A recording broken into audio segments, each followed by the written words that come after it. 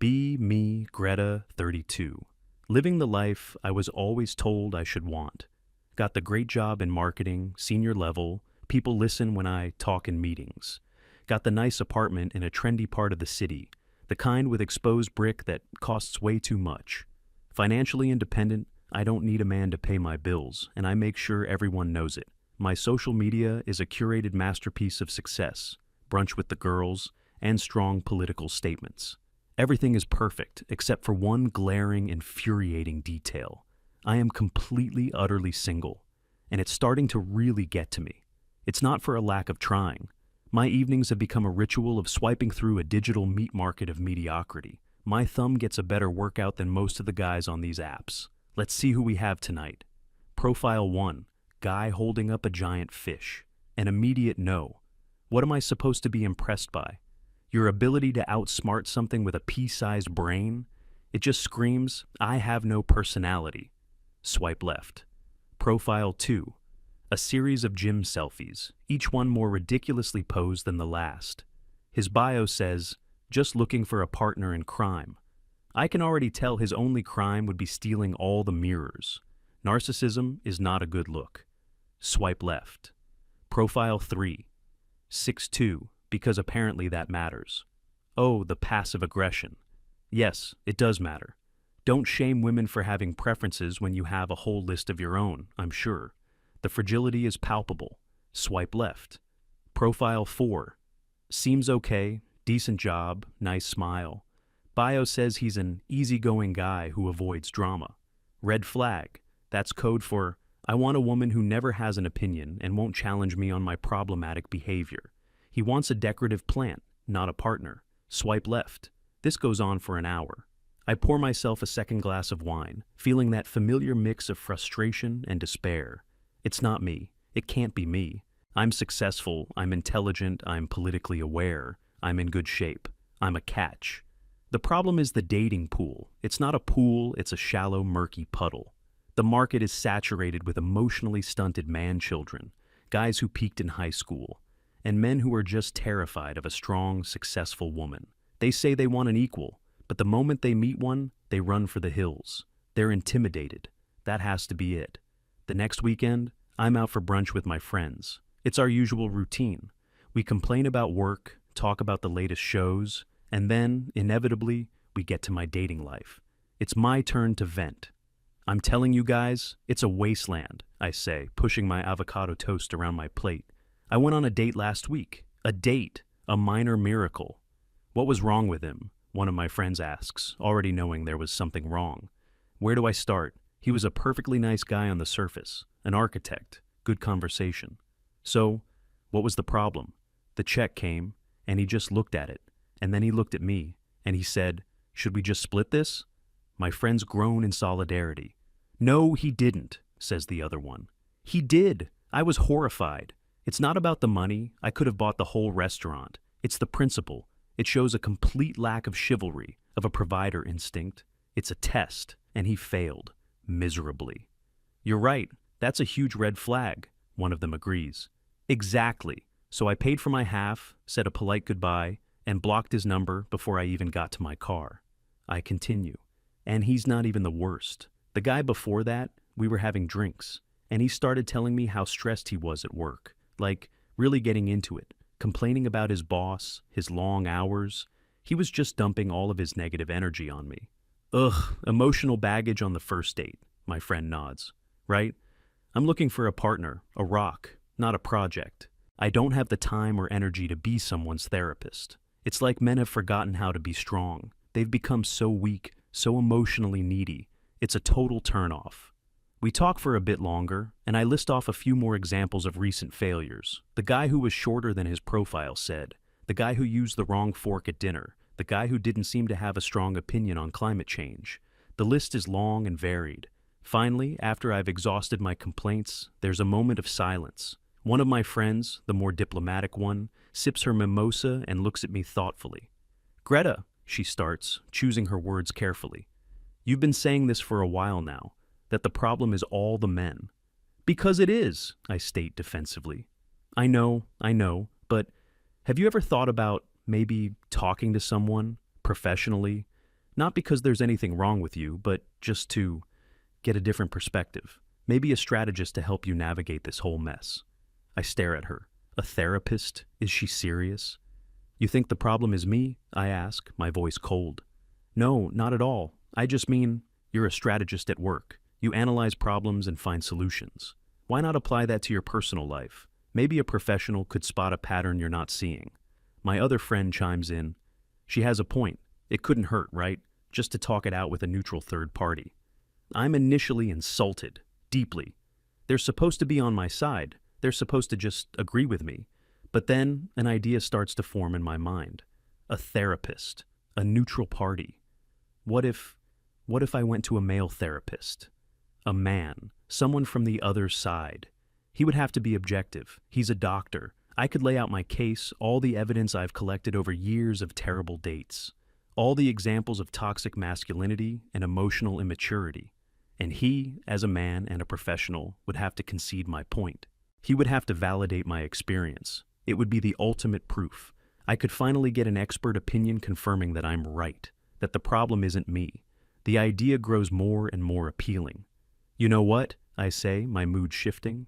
That's actually a brilliant idea. My friends look relieved. I'm going to do it, I announce. I'm going to find the best therapist in the city and get to the bottom of this once and for all. That night, I spend hours online. I'm not looking for just anyone. My criteria are specific. I want a man, preferably older, over 45, someone with authority, experience, not some young guy who's going to try and be my friend. I want someone with a traditional, no-nonsense approach. Psychology, not auras and chakras. I find him after about 2 hours of searching. Dr. Nathan White. His professional headshot shows a man in his mid-50s with graying temples and a serious, intelligent expression. His bio is perfect. Over 25 years of clinical experience. Specializes in cognitive behavioral therapy. His website is professional, clean, and straightforward. He's perfect.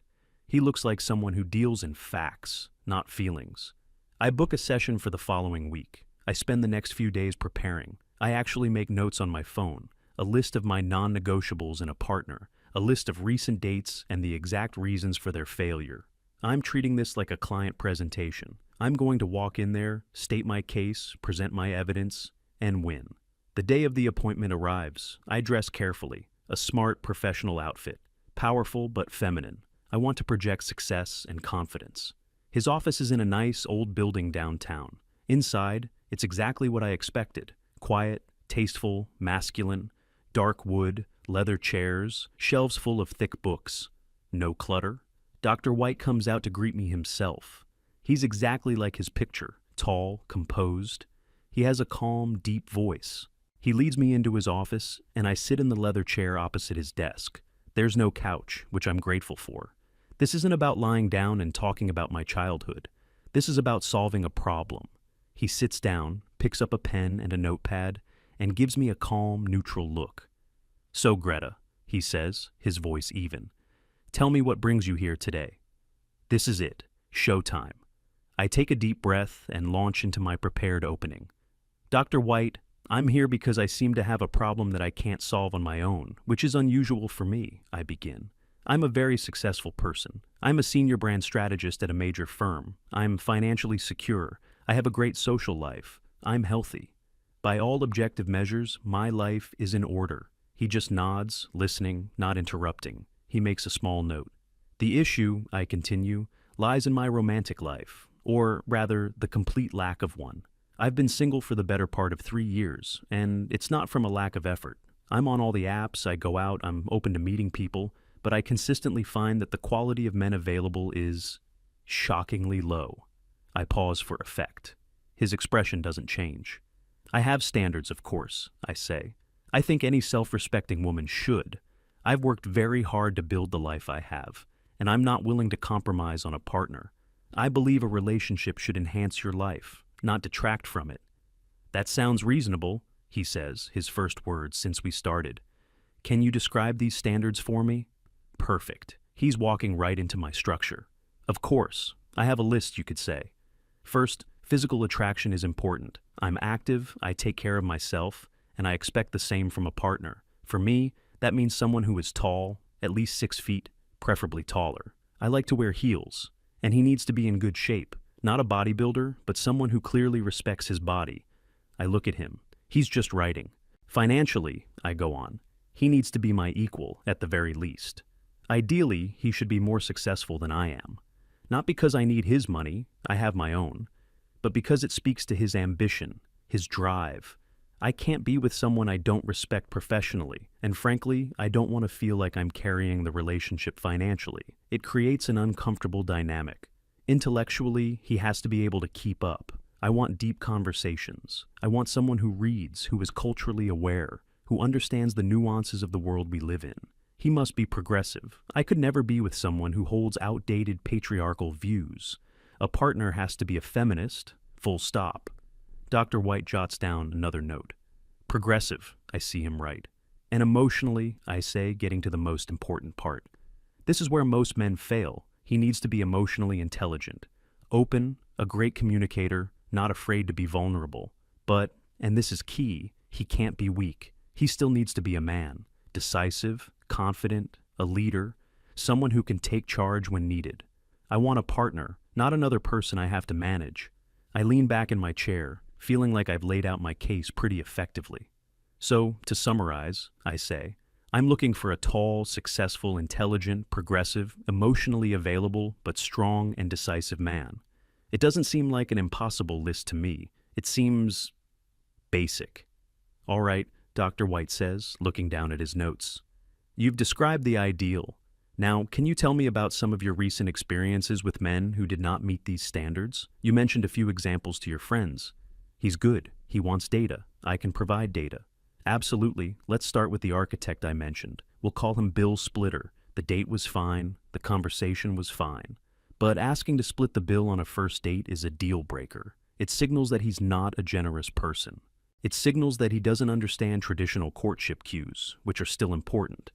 It tells me he's not looking to provide or protect in any meaningful way. It's a failure of character. Then there was the lawyer, the emotional dumper. He was successful, he was tall, but he spent half the date complaining about a case he was losing. He talked about his anxiety, his lack of sleep. I sat there trying to be supportive, but all I could think was, this is not attractive. I'm dealing with my own stress all day. I need a man who is a calm, steady presence, a refuge. He was a storm.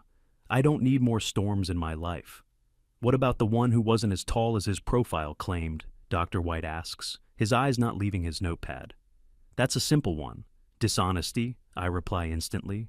If you lie about your height, something so fundamental, what else are you lying about? It starts the entire interaction off with a breach of trust. It also shows deep insecurity. I need a man who is confident in who he is.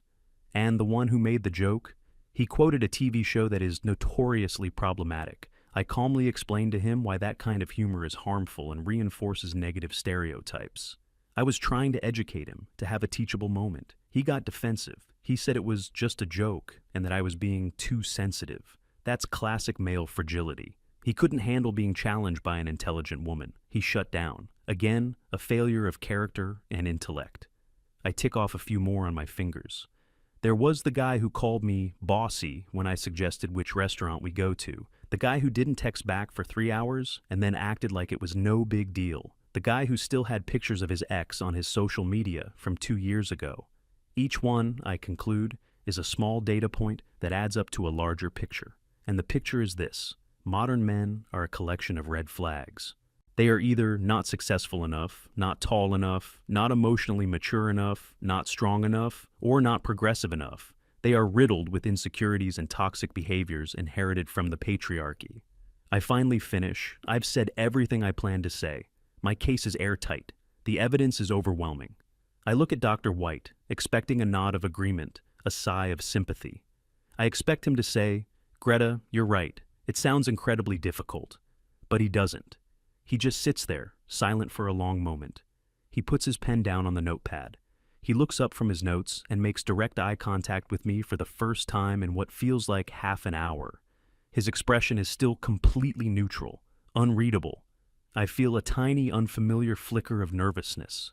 So, I say, trying to fill the silence, you see my predicament? It seems pretty clear, doesn't it? The problem isn't my standards are perfectly reasonable. The problem is the men. I lean back, crossing my arms, my posture clear. I rest my case. Dr. White looks at me, and his silence seems to stretch for an eternity. He's not looking at me with sympathy. It's something else. Analysis. He's looking at me like I'm the one who's the problem to be solved. And then he finally speaks. He leans forward slightly, folding his hands on the desk. His voice, when he speaks, is not accusatory. It's calm, measured, like a professor explaining a complex equation. "Thank you for laying that out so clearly, Greta," he begins. "You've presented a very detailed picture of what you're looking for, and a very clear summary of your experiences. You are correct in one regard. There is a problem. However, the data you've presented does not point to the conclusion you've arrived at." I feel my back stiffen. What is he talking about? "I'm not sure I understand," I say, my voice a little tighter than I intended. "Let's look at your requirements," he says, glancing down at his notes. "We can set aside the physical attributes like height for a moment. Let's focus on the character traits, because that's where the core conflict lies." He picks up his pen and points to a spot on his notepad. "You require a man who is a traditional provider. Your term. You use the failure to pay for a dinner as a primary example. This expectation is rooted in a very traditional, almost chivalric model of relationships where the man is the financial aggressor and provider." I nod. "Yes, it shows generosity and respect. And yet," he continues, his eyes meeting mine, "you also require that this same man be a progressive feminist who rejects what you call outdated patriarchal views. Do you see the fundamental contradiction there?" I blink. "Contradiction?" "There's no contradiction," I say, trying to keep my tone reasonable. "A man can be generous and also believe in equality." "Generosity and a belief in equality are not mutually exclusive," he agrees. "But you framed it as a test of his adherence to a traditional gender role, the role of provider. That role is a cornerstone of the very patriarchal system you say you despise. You are simultaneously demanding that a man perform a traditional male duty, while also demanding that he reject the belief system that created that duty in the first place." My mind starts to race, trying to formulate a response. It's not about the system," I stammer. "It's about the gesture. According to your own testimony, it was not a gesture. It was a deal breaker," he counters, his voice still perfectly even. "You are filtering for men who adhere to a traditional script, and then you are penalizing them for any other traditional traits they might possess. You want the parts of the old script that benefit you, and you want to discard the parts that don't. A man cannot be both a traditional provider and a modern, fully egalitarian partner in the way you've defined it. The two philosophies are diametrically opposed. You are searching for a unicorn." I feel a flush of anger. "Unicorn?" He's being dismissive. "Okay, let's move on to the next point," he says, not waiting for my rebuttal. He points to another note. "Emotional availability. You want a man who is vulnerable and a great communicator. You want him to be emotionally open." "Yes," I say, a bit sharply. "Something that is tragically rare." "Is it?" he asks, tilting his head slightly. "You gave me the example of the lawyer who shared his work-related stress and anxiety with you. That is a textbook example of emotional vulnerability. He felt comfortable enough with you to be open about his struggles." "He was complaining," I correct him. "It was negative and unattractive." "So when you say you want a man to be emotionally open, you don't actually mean you want him to share his negative emotions, his fears, his anxieties, his weaknesses?" I'm caught off guard. "Well, no, I mean, not in a complaining way. He should be strong about it." "How does one be strong about their anxiety?" Dr. White asks, a genuine question in his voice. "How does one be vulnerable without showing any weakness?" Again, you've created a contradiction, a paradox. You've asked for two opposite things. He continues before I can find the words. "You say you want a leader, a man who is decisive. But you gave an example of a man you labeled bossy simply for making a decision about a restaurant.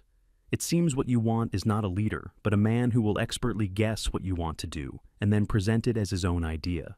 You want the illusion of leadership without any of the actual authority that comes with it." "That's not true," I insist, my voice rising. "I just didn't like his choice." "And you are entitled to not like his choice," he says calmly. But you categorized his act of making a decision, the very thing you claim to want, as a character flaw. So, the man who is decisive is bossy. The man who is vulnerable is a whiner. The man who offers egalitarianism at the dinner table is cheap. The man who makes a joke you disapprove of has male fragility. He puts his pen down again and leans back. Greta, the men are not the ones failing your tests. The tests themselves are designed to be failed. You've constructed a labyrinth of contradictory expectations, and then you express shock and disappointment when no one can find their way to the center. My heart is pounding in my chest. This is not how this was supposed to go. He was supposed to be on my side. He's twisting my words. He's making me sound unreasonable. This is completely unfair, I say, my voice trembling slightly with anger. You're taking everything I said out of context. You're defending them. I'm not defending anyone, he replies, his composure unshakable. I am reflecting your own words back to you. I am a psychologist. I look for patterns. The pattern here is not a series of flawed men. The pattern is a single, consistent filtering system that is perfectly designed to produce the outcome you are experiencing. Loneliness, loneliness. The word hangs in the air, a cold, heavy weight. He's not done. Let's talk about that filtering system, he says, his tone shifting from analytical to something more direct. You described your dating process as reviewing candidates. You look for any single disqualifying factor, a wrong word, a wrong gesture, a failure to meet a physical or financial metric, and then you eliminate them. Block his number, move on. This is not a search for connection. This is a search for perfection. And perfection, Greta, does not exist in human beings. I grip the arms of the chair. My knuckles are white. I have high standards, I say through gritted teeth. There is a difference between having high standards and demanding flawlessness, he says. You expect a man to come to you as a finished product, perfectly tailored to your exact specifications. But a relationship is not about finding a perfect person. It's about building a connection with an imperfect person. It's about compromise and forgiveness, and overlooking the small things, because the big things, character, kindness, mutual respect, are there. But they don't have good character, I almost shout. Lying about your height is a character flaw. Being cheap is a character flaw. Is it, he asks, or is it an insecurity, or a different financial philosophy? You don't know, because you don't stick around long enough to find out. You see a single data point that deviates from your ideal, and you discard the entire person. You have granted yourself zero tolerance for human imperfection, while presumably you have flaws of your own. The accusation is so direct, so pointed, it feels like a physical blow. Me? Flaws? The silence in the room is deafening. I can hear the ticking of the clock on his wall. He just waits. He lets his statement sit there. Finally, he leans forward again, and his voice is softer now, but no less impactful. Grega, this brings me to my final and most important question, the one you tried to answer earlier, but didn't. I know what's coming. You have presented me with an exhaustive list of what a man must provide for you, he says, looking at his notes. He must provide financial security and generosity. He must provide the correct height and physique. He must provide emotional strength and leadership, but also perfectly tailored vulnerability. He must provide intellectual stimulation and complete ideological alignment. He looks up from the page, and his eyes are piercing. You are asking for a man who is, by your definition, in the top percentile of looks, income, and emotional intelligence. A man of extremely high value. So, my question is this. For a man like that, who can have his choice of partners, what do you bring to the table? The question hits me again, harder this time. I start, my mind a complete blank. I'm successful. I'm independent. I'm intelligent. He is already more successful than you, by your own requirement, Dr. White points out calmly. Your independence is a wonderful personal attribute, but it is not something you give to a partner. So, what is your offer to him?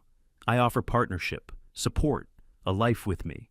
Based on your own descriptions, he says, what you've offered so far is not support, but a constant series of tests and judgments. You offer criticism of his sense of humor. You offer disapproval of his emotional state. You offer judgment of his financial habits. You require him to adapt, to change, to fit into a mold you've created, while there's been no mention of how you would adapt for him. It feels like the air is being sucked out of the room. Every word he says is dismantling the reality I have so carefully constructed for myself. The carefully built castle of my victimhood, where I am the prize and all the men are unworthy suitors, is crumbling around me, and I can't stand it. The nervousness I felt earlier has now blossomed into pure, white-hot rage. This isn't therapy. This is an attack. "Who do you think you are?" I say, my voice low and shaking. His expression doesn't change. "I am a therapist who you are paying to give you an honest clinical assessment of your situation," he replies. "My situation? You're blaming me. You're blaming the victim. This is unbelievable. Of course you'd take their side. You're a man. You're just defending your own." "This has nothing to do with gender, Greta. It has to do with mathematics. You have created an equation that cannot be solved. The variables are in conflict. The logic is flawed. The result will always be zero. Always." The condescension in his voice, the calm, infuriating logic, it's too much. I'm on my feet now, my purse clutched in my hand like a weapon. "This is classic mansplaining," I sneer. "You sit here in your big leather chair, telling me that my standards are the problem. You're telling me I should settle. Is that it? I should just accept some mediocre man who doesn't meet my needs just so I'm not alone?" "I have never used the word settle," he says, still seated, still calm. "I am suggesting you reevaluate whether your needs are actually a list of contradictory and unrealistic demands. I am suggesting that you start looking for a human being instead of a fantasy." "My fantasy? You want to talk about fantasy? The male fantasy is a woman who has no opinions, no standards, and just smiles and agrees with everything. That's what you want me to be." "Did I say any of that?" he asks quietly. "Or are you now putting words in my mouth because you cannot argue with the logic of what I've actually said?" That's it. That's the final straw. He's not just a therapist anymore. He's the embodiment of every man who has ever dismissed me, ignored me, or made me feel small. He is the patriarchy in a tweed jacket. "I am done," I announce, my voice loud in the quiet office. "This is the most unprofessional, misogynistic experience of my life. You're not a doctor. You're part of the problem." I turn on my heel, my face burning. I don't even look back at him. I stride to the door, my hand shaking as I grab the handle. "I came here for help," I say, my voice choked with fury. "And you attacked me. You should be ashamed of yourself." I yank the door open and storm out into the waiting room, not even bothering to close it behind me. The receptionist looks up, startled. I don't stop. I march straight past her desk, through the outer door, and out into the hallway. I stab the button for the elevator, my breath coming in ragged gasps. The ride down feels like it takes an hour. All I can hear is his voice, his calm, cutting words echoing in my head. Contradiction, paradox. Designed to be failed. What do you bring to the table? When the elevator doors open, I burst out into the lobby and then onto the street. The cool afternoon air hits my face, but it does nothing to quell the fire inside me.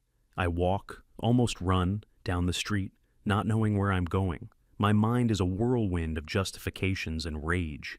How dare he? How dare he turn it all around on me? He just doesn't get it. He can't possibly understand what it's like. He's a man. He lives his life on easy mode.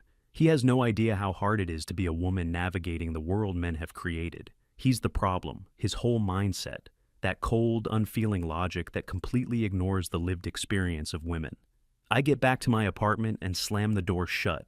I throw my purse on the floor, my perfect plan, my perfect airtight case. He was supposed to agree. He was supposed to validate me. Instead, he put me on trial, and he found me guilty.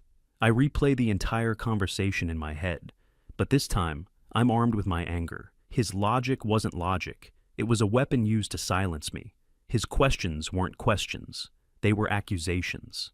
He didn't see a successful woman with high standards. He saw a difficult, demanding shrew who needed to be put in her place. The anger feels good. It's warm and protective.